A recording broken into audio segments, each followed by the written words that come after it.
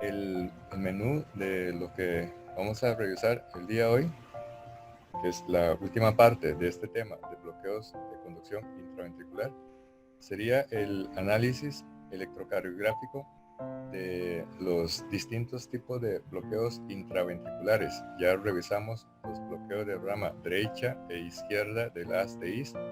También revisamos los hemibloqueos, que son dos tipos, el hemibloqueo antero superior y el hemibloqueo posterior inferior. Nos queda pendiente dos bloqueos intraventriculares más, los bloqueos bi o trifasciculares y aquellos bloqueos que son los llamados dependientes de la frecuencia cardíaca. Para hacer un repaso anatómico del sistema de conducción intraventricular, recordemos de que esto se inicia desde que la descarga eléctrica provoca la despolarización del nódulo AB y ahí continúa hacia abajo por el tabique interventricular en su porción membranosa superior y luego en el espesor muscular del tabique interventricular y ahí entonces termina en la red de Purkinje. En la porción superior o membranosa del tabique interventricular se encuentra el tronco común del haz de His. Este rápidamente se bifurca en dos, dando origen a la rama derecha del haz de His. Y también por el lado izquierdo del tabique interventricular, en su porción ya muscular, la rama izquierda del haz de His. La rama izquierda, a diferencia de la derecha, tiene dos fascículos, el fascículo antero superior y el fascículo postero inferior.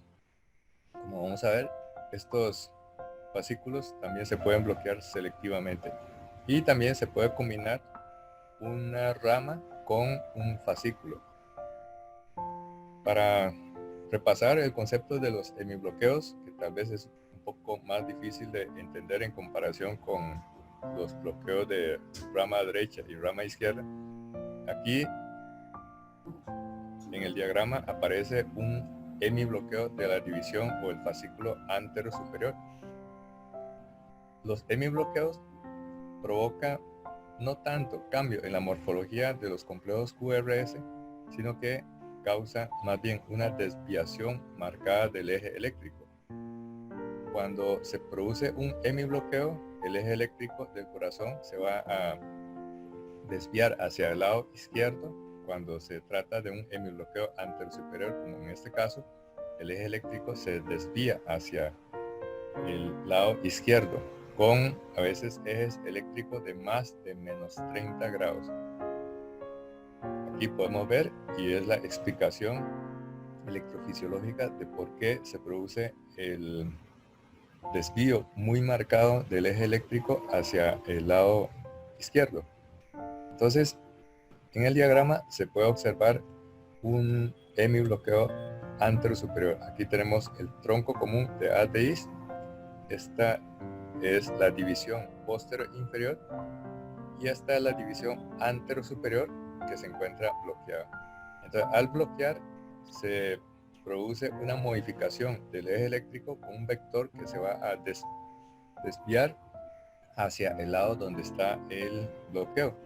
Esto significa entonces de que al desviarse hacia el lado izquierdo, las derivaciones izquierdas como ABL, D1, V5 y V6 se van a volver positivas.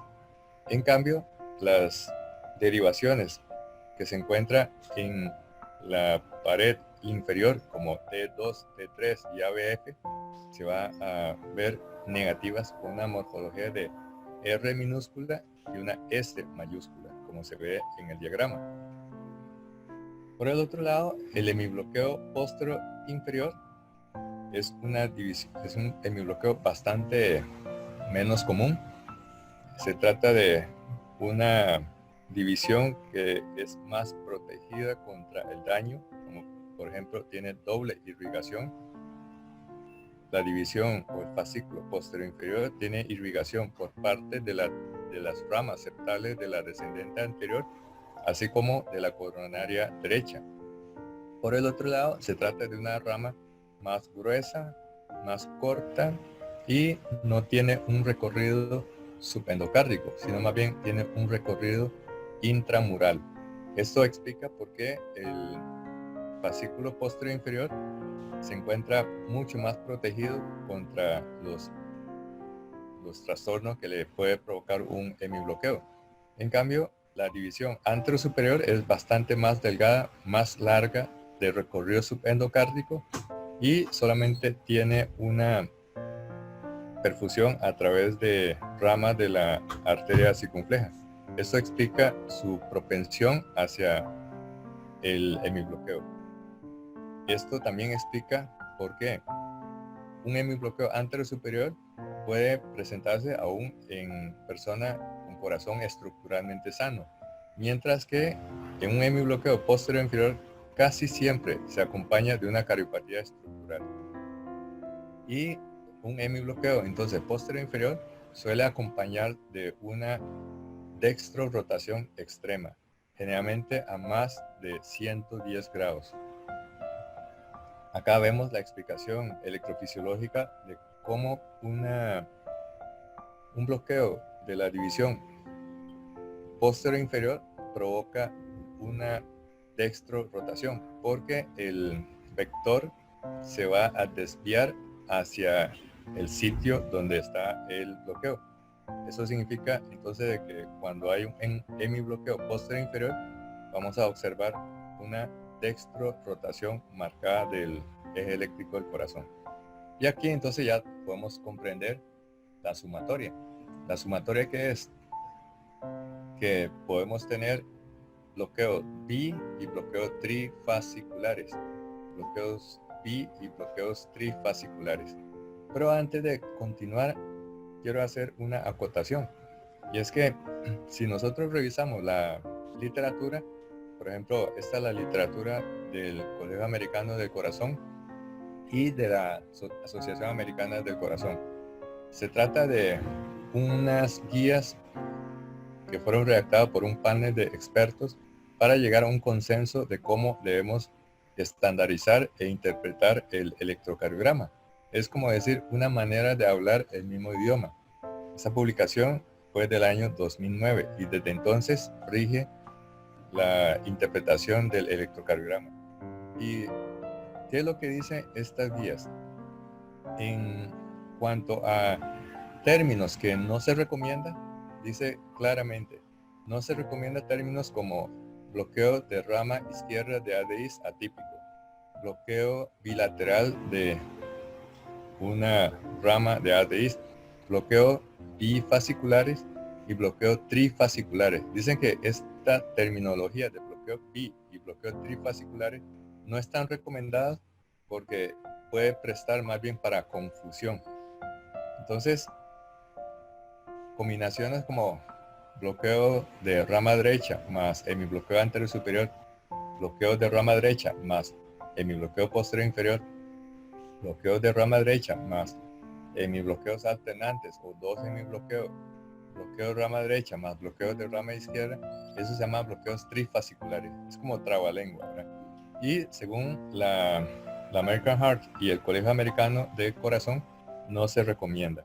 Bueno, eso es lo que dice la literatura, pero cuando estudié este tema de los bloqueos, los bi y los trifasciculares, y luego me encuentro con esta literatura de recomendación del Colegio Americano del Corazón, lo que hice fue no hacerle caso, porque la verdad es que si uno no lo analiza de esa manera, no encuentro otra manera de entender. Por lo menos yo no logro entender el concepto de bloqueo bi y trifasciculares que no sea haciendo la combinación y hablando de bloqueo bi y bloqueo trifasciculares.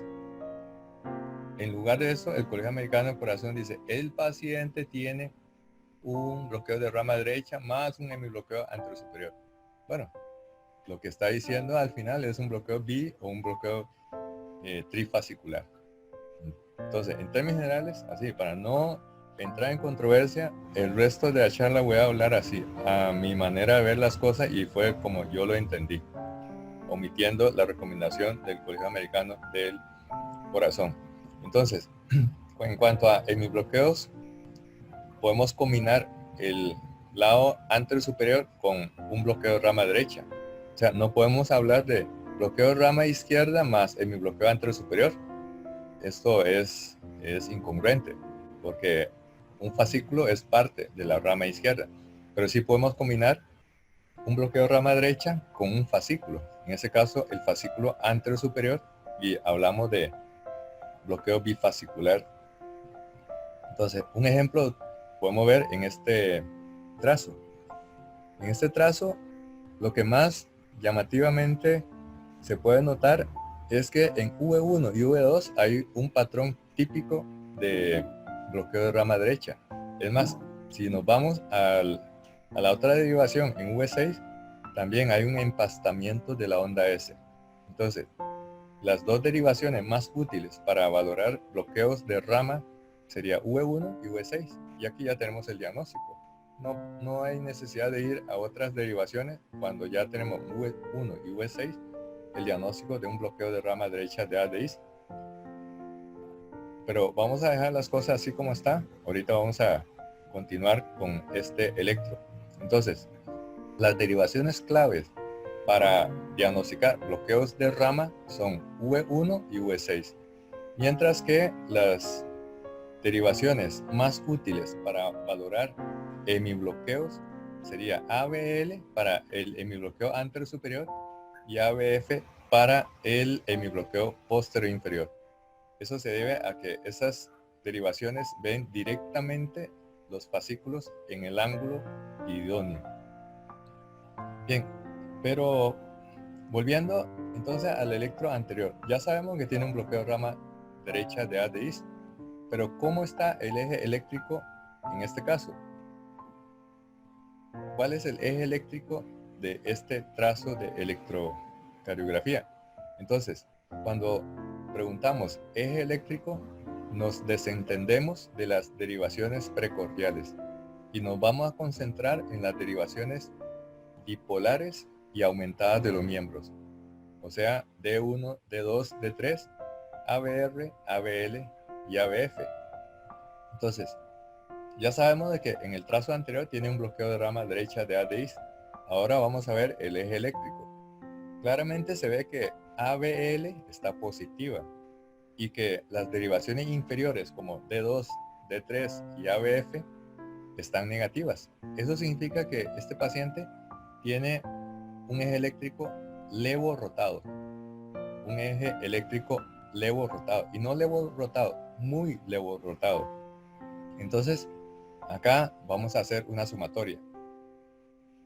En V1 y V6 nos dimos cuenta de que tiene un bloqueo de rama derecha de ADIs. Y en ABL, así como el eje eléctrico QRS, nos dimos cuenta de que ese paciente además tiene un hemibloqueo anterior superior. Y aquí ya tenemos la ecuación. Sumamos rama derecha con un fascículo, tenemos un bloqueo bifascicular. Y ese es el diagnóstico completo. La clave fue haber visto un bloqueo de rama derecha y además nos dimos cuenta de que tenía una levorotación extrema. Ambas cosas sumadas significa de que ese paciente debe tener un hemibloqueo anterior superior concomitante con un bloqueo de rama derecha de ADIs.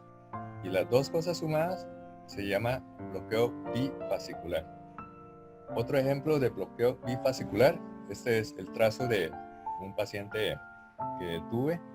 Se trata de un bloqueo bifascicular con la combinación de un bloqueo de rama derecha. Usted lo puede ver en V1 y V6, la morfología característica de un bloqueo de rama derecha. Además, hay un eje que está completamente levo rotado. Observe cómo ABL está positivo y D2, D3 y ABF está completamente negativa. Pero a veces también puede coexistir con otro trastorno. Observe que aquí hay un bloqueo bifascicular, pero aparte del bloqueo bifascicular, observe que el intervalo PR está prolongado. O sea, aquí hay un bloqueo bifascicular con un bloqueo AB de primer grado. El hecho de que tenga un bloqueo bifascicular, el paciente no está vacunado contra un bloqueo AB. porque son dos sustratos anatómicos distintos. Los bloqueos bifasciculares se presenta a nivel de conducción intraventricular, mientras que el bloqueo AB se encuentra a nivel del nódulo atrioventricular. Acá podemos ver otro caso interesante. Vea cómo pareciera de que no hay onda P, al menos de primera vista pareciera que no. Tiene un patrón que nos recuerda, viendo en ABR, una R' muy marcada de que tiene un bloqueo de rama izquierda de ADI, pero cuando se bajó un poco la frecuencia, nos dimos cuenta de que sí hay una onda P, y esa onda P estaba camuflada o escondida encima de la onda T. Se fusionaron las dos ondas. Vean ustedes, a una frecuencia más alta de 109 no se ve onda P, pero a una frecuencia un poquitito más baja, bajo 10 latidos por minuto, y aquí se puede observar cómo la onda P ya se logró separar de la onda T, y ahí nos dimos cuenta de que no se trataba de una taquicardia ventricular, sino más bien de una taquicardia sinusal con un bloqueo de conducción. Esto fue favorecido además porque tenía un bloqueo AB de primer grado. Entonces eso hizo que la onda P se alejara del complejo QRS y se acercara a la onda T preexistente. Bueno, algo importante es la interpretación correcta de los trazos. Probablemente cuando ustedes ven una foto como esto, no hace falta preguntarle cuál es el pico emocional que ustedes sienten. Ya todos sabemos, están viendo cosas que no existen, ¿verdad? Se trata de un maletín nada más. Pero cada uno de nosotros estamos viendo una carita, aunque sabemos que se trata de un maletín. Igualmente, cosas inanimadas empezamos a integrar y empezamos a ver tonteras, como acá, ¿verdad? Se trata de una cámara de vigilancia, pero estamos viendo una cara y además como que está apuntando con arma. Y eso explica la famosa cara de la superficie de Marte, que empezaron a decir de que hay extraterrestres, el programa de alienígenas ancestrales empieza a hablar de que en algún momento Marte estuvo colonizada y que nos están vigilando, etcétera, etcétera. Todo esto es esperable, ilustra el concepto de que cuando ya aprendemos algo, empezamos a ver y tratar de asociar. Eso es muy común en electrocardiografía. Como ya sabemos, la morfología de un bloqueo de rama derecha, o un bloqueo de rama izquierda, o un hemibloqueo, empezamos a ver más cosas de la cuenta. De hecho, un colega puso en un chat de que había unas ondas P, otra de encima de un bloqueo de rama, empezar a ver más cosas de la cuenta. Y eso es normal, parte del ejercicio, pero no debemos caer en la trampa, especialmente en la interpretación de electrocardiografía, cosas que no existen. Esto se llama el concepto de pareidolia y es producto de la interpretación que nosotros le damos a las cosas cotidianas, dándole una morfología de una cara. Esto ocurre en una zona del lóbulo temporal que se llama el área fusiforme. Probablemente se trata de una zona filogenéticamente importante para nuestra supervivencia, porque el hombre cromañón a cada rato está viendo cualquier cosa que puede asomarse entre los matorrales que lo puede comer. Y esto ha persistido hasta nuestros tiempos. Por eso cualquier cosa que medio tenga forma de una cara, aunque sea objetos inanimados, empezamos a ver cosas. En electro igual. Muchas veces empezamos a ver más cosas de cuenta cuando no existen. El último tipo de trastorno de conducción intraventricular son los trastornos que se llaman dependientes de la frecuencia cardíaca. Estos bloqueos dependientes de la frecuencia cardíaca puede ser inducido por ejercicio o También en caso de taquicardias, esto se le conoce como el fenómeno de Ashman. De hecho, en algunos casos, cuando se hace pruebas de esfuerzo, puede aparecer bloqueos que no existían antes. Y en el caso especialmente de los que tienen fibrilación atrial, puede aparecer ensanchamientos de QRS, y sobre todo cuando se trata de una fibrilación atrial de alta respuesta ventricular, empezamos a ver complejos QRS consecutivos anchos, y podremos estar pensando de que aparte de la fibrilación atrial, el paciente tiene una taquicardia ventricular. Es algo que tenemos que prestar muchísima atención y debemos descartar la presencia de un fenómeno Ashman, porque el tratamiento de una fibrilación atrial es completamente distinto que para una taquicardia ventricular. Esto se le conoce como el fenómeno de Ashman. Acá tenemos un ejemplo. Observe que se trata de un trazo típico de una fibrilación atrial. Es una arritmia irregularmente irregular. La línea de base pareciera como si estuviese un artefacto, un temblor fino de fondo. Y el fenómeno de Ashman se puede observar acá señalizado. Vea cómo de pronto el complejo QRS se ensanchó. Aunque no persistió, pero hubo un complejo QRS más ancho de lo cotidiano. Esto es lo que se le conoce como el fenómeno de Ashman. Típicamente el fenómeno de Ashman viene con una secuencia así. Un intervalo R a R muy largo, luego un intervalo RR muy corto, y con ese intervalo RR muy corto encuentra la rama derecha de ADIs en periodo refractario relativo, y la conducción a través de la rama se enlentece, y eso provoca entonces un complejo que es ancho, pero sigue siendo supraventricular. No se trata de una ectopia ventricular. Y si estos complejos van seguidos, puede fácilmente inducir a la confusión de que estamos viendo una fibrilación atrial junto con una taquicardia ventricular. Este fenómeno entonces fue descrito por el doctor Richard Ashman específicamente en el año 1947. Por eso se le conoce como el fenómeno de Ashman.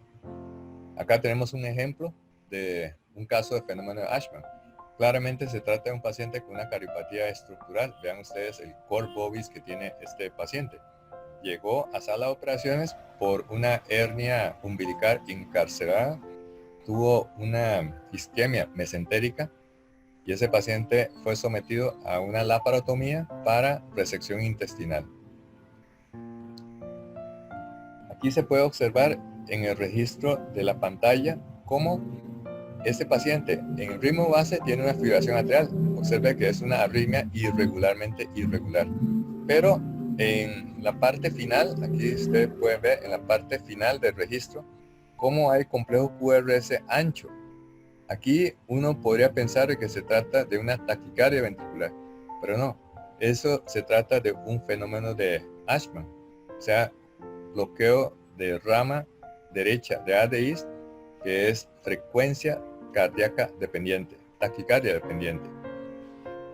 Y ese paciente evolucionó tórpidamente con shock circulatorio, y observen ustedes cómo tiene de base un ritmo que es irregularmente irregular, compatible con una fibrilación atrial, pero por ratos se puede observar complejos QRS que están anchos, como por ejemplo esta dupleta, pareciera una dupleta ventricular, pero en realidad se trata de un fenómeno de aberrancia de Ashman. El paciente evolucionó tórpidamente hasta llegar a esto, ya un shock circulatorio refractario a altas dosis de vasopresores, y acá lo que estamos viendo ya es un ritmo idioventricular con una frecuencia de 39 por minuto. Observen ustedes cómo el monitor a veces se aloca, ¿verdad? Porque dice 39, pero CVP 21 por minuto. O sea, aquí dice 21 complejos ventriculares prematuros por minuto. Bueno, el monitor interpretó mal y en realidad no son complejos ventricular prematuro. Es que de base, del ritmo de base, es un ritmo idioventricular. Si analizamos con más detalle, nos damos cuenta una cosa interesante, y es que en ABL, por ejemplo, ustedes pueden ver una muesca en la parte terminal después de la onda R, como hay una depresión de ST, pero hay una muesca que corresponde a la onda P retrógrada.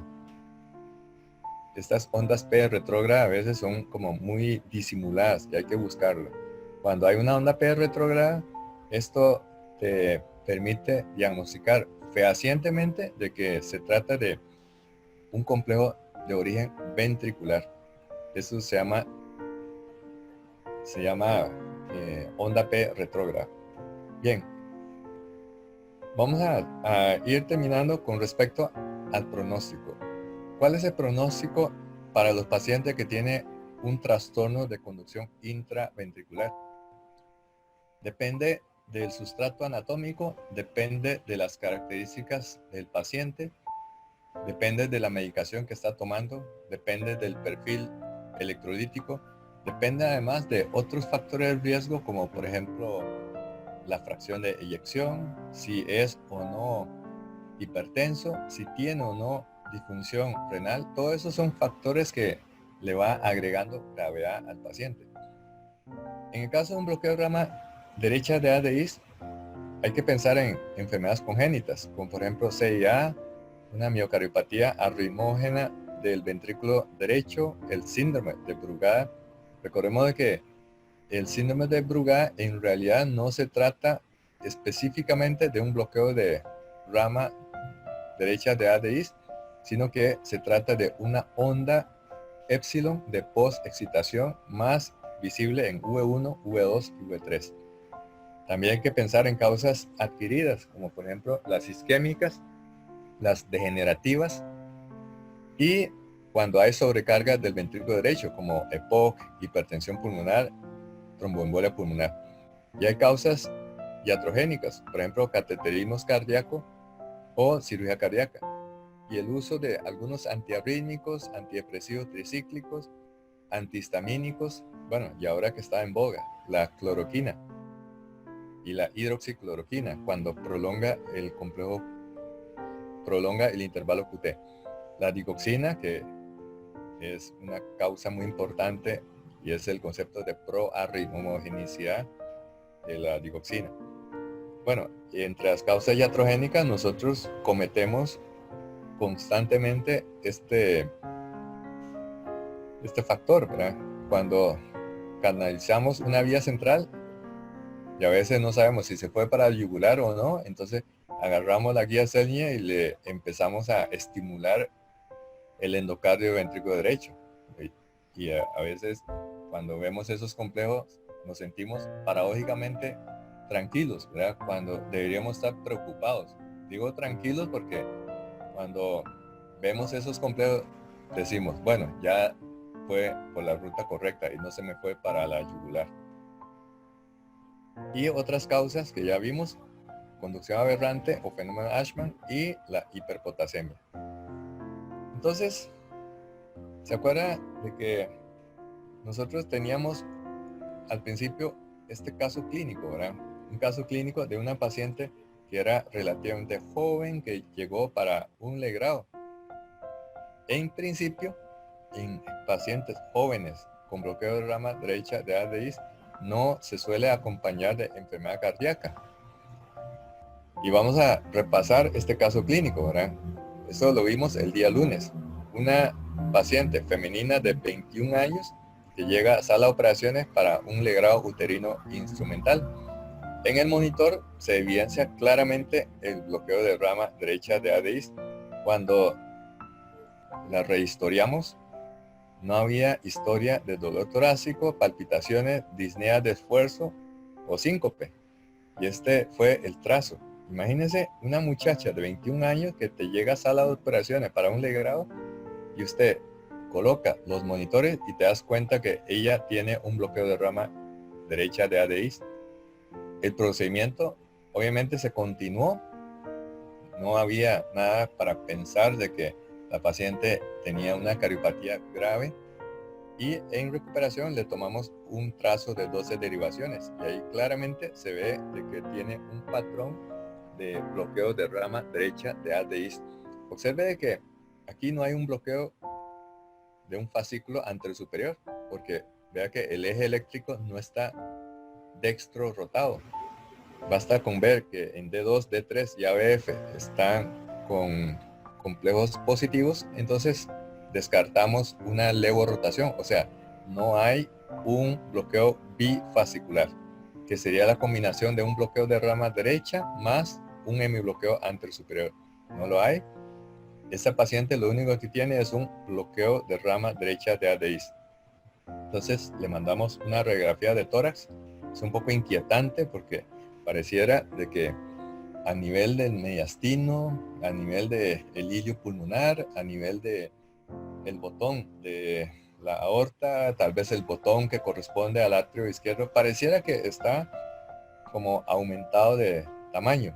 Se trata de una radiografía, eso sí, portátil. Entonces, con este antecedente, con este electro, para el tipo de cirugía, tenemos que establecer una presunción diagnóstica. ¿Qué tiene esta paciente? ¿Cuál es su pronóstico con respecto a esta paciente? El lunes les había enviado una encuesta y es llamativo que todos pensaron al menos uno de los diagnósticos, excepto la opción D, coartación. Algunos pensaron que la paciente puede tener una CIA, otros piensan que puede tener una CIB, otros que la paciente puede tener una válvula aórtica bicúspide. Ninguno pensó en coartación aórtica. Claro, en coartación aórtica uno pensaría más bien hipertensión, una persona joven con datos de hipertrofia ventricular y no un bloqueo de rama derecha. Y la última opción, un corazón sano. Había que hacerle un escrutinio diagnóstico, porque no podemos dejar escapar un diagnóstico de una cariopatía estructural a alguien de 21 años. Hay que llegar a clarificar el diagnóstico para luego entonces estar más tranquilos. Entonces, con toda esta historia clínica y ese perfil, entonces se le llevó a realizar un eco transtorácico. Y el reporte del cardiólogo dice una fracción de eyección de 60 a 65%. No había datos de hipertensión pulmonar. Las cámaras cardíacas son de tamaño normal. Había un pequeño foramen oval permeable, nada del otro mundo. No había una comunicación interauricular, no había una CIA, simplemente estaba un foramen oval patente. Esto se presenta en el 25% de la población. Y hay una dilatación del tronco de la arteria pulmonar de 2.9 centímetros. Ese fue el único hallazgo, digamos que llamativo. Con esto se llega a la conclusión de que la paciente tiene un corazón estructuralmente sano. Por lo menos en eco no se logró documentar de que tenía una cariopatía estructural.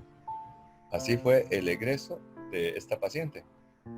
Se catalogó como un corazón estructuralmente sano. Se le dio una cita de control en cardiología. No sé después qué estudio más le hicieron, pero la paciente fue egresada al día siguiente en condiciones estables, sin ninguna complicación. Entonces, la sentencia con respecto a este caso de un bloqueo de rama derecha de ADIs fue de que se trata de una paciente con un corazón estructuralmente sano. Y con respecto al bloqueo de rama izquierda de ADIs, este sí, generalmente se asocia con patología cardíaca, tales como hipertrofia ventricular, cardiopatía isquémica, valvulopatías, miocardiopatías o enfermedades degenerativas de sistemas de conducción, especialmente en pacientes mayores. Aunque sí puede existir corazones estructuralmente sanos, pero la presencia de un bloqueo de rama izquierda es un predictor poderoso de que puede asociar una patología cardíaca estructural.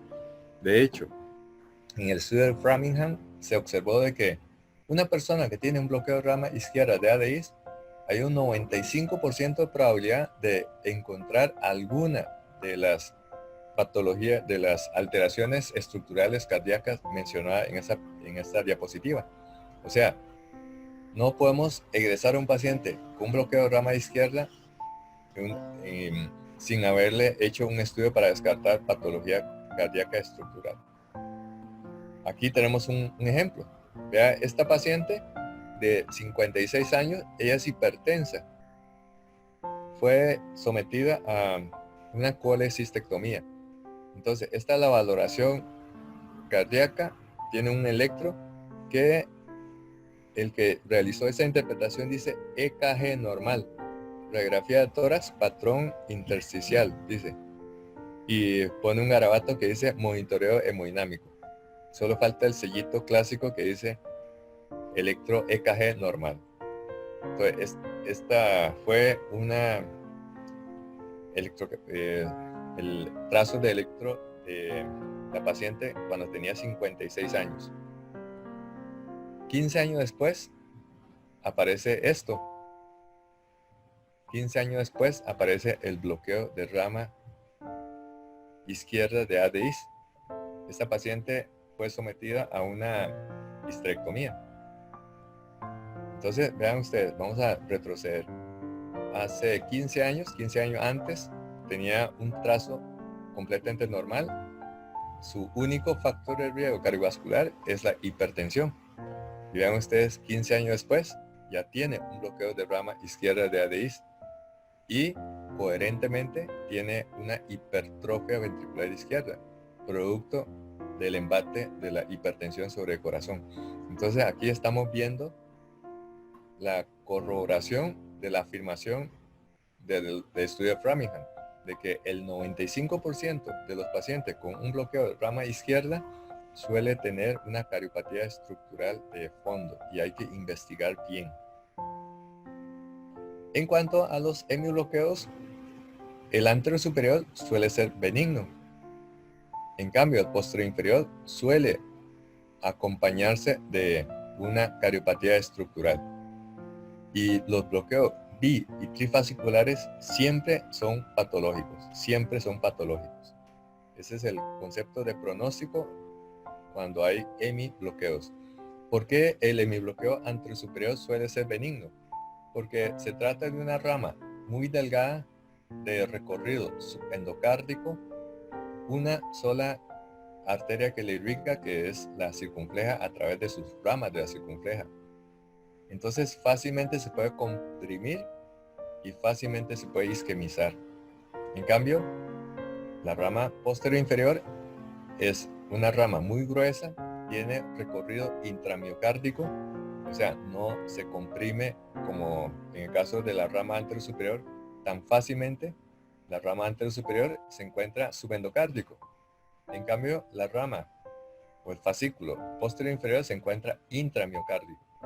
Y además, el fascículo posterior inferior tiene doble irrigación a través de una rama de la coronaria derecha y a través de las perforantes septales de la descendente anterior.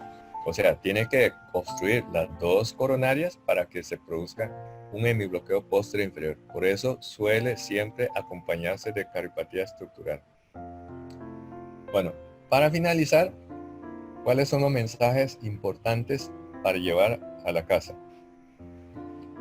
Primero, que los bloqueos de rama de ADIs, tanto el derecho como el lado izquierdo, y también los fascículos, son entidades relativamente comunes, que ameritan de un correcto enfoque diagnóstico y pronóstico.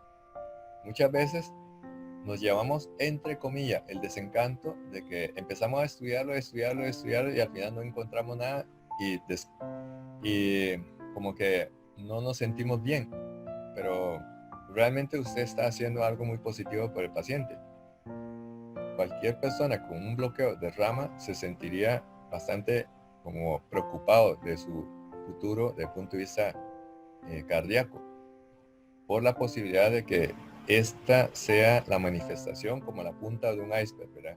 Lo que usted ve es el electro con el bloqueo de rama o el bloqueo de un fascículo.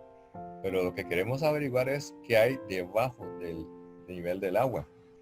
El gran bloque del témpano, que es la parte más peligrosa.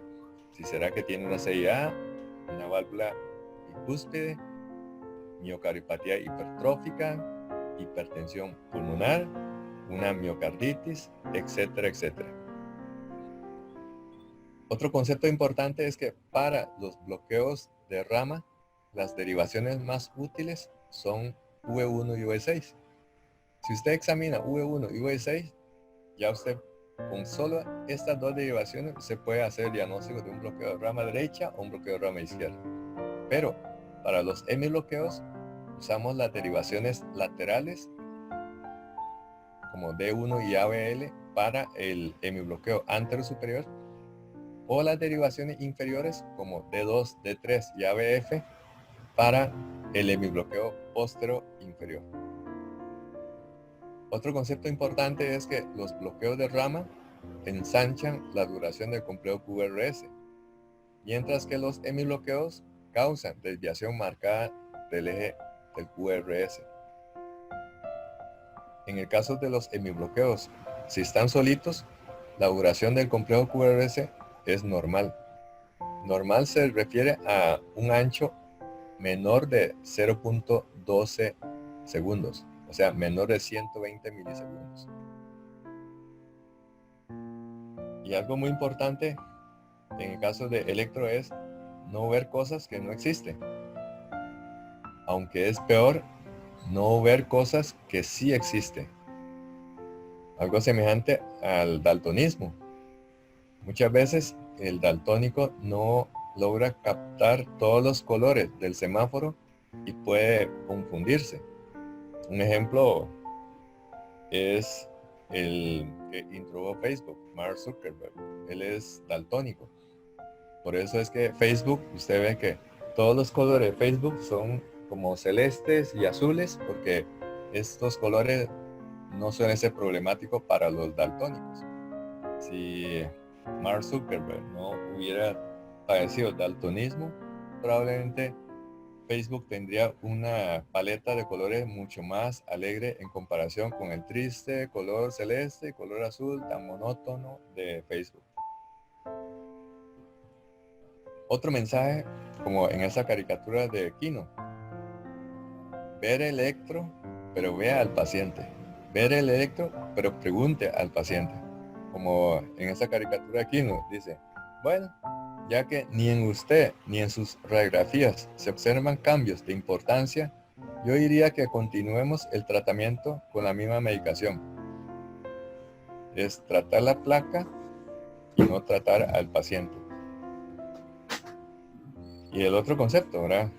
Evitar la pareidolia electrocardiográfica. Eso significa de que ahora que ya se refresca la mente el concepto de bloqueo de rama derecha, bloqueo de rama izquierda, los hemibloqueos, los bloqueos de los fascículos, ya empezamos entonces a reactivar el área fusiforme de los lóbulos temporales. Entonces ya empezamos a ver cosas que no existen.